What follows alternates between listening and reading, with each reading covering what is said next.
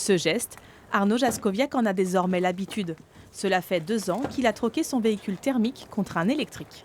Je charge régulièrement ma voiture, mon véhicule, quand je viens travailler la journée. Alors je le fais soit en demi-journée, soit par journée complète. En tant que salarié d'EDF, si moi je faisais pas le pas, ça aurait été un peu étonnant de ne pas essayer. Sur ce parking, au pied de la centrale, 200 nouvelles bornes de charge sont désormais accessibles à tous. À noter pour les salariés qu'on offre 50 charges par an, ce qui permet vraiment un usage assez large. Si on n'est pas salarié, on peut être équipé d'un badge Easivia ou de tout autre badge parce que tous les badges sont acceptés. Tout près de la très fréquentée nationale 147, EDF a investi 4 000 € par point de charge pour disposer du plus grand parc de la Vienne et poursuivre la dynamique amorcée auprès des 1000 employés du site.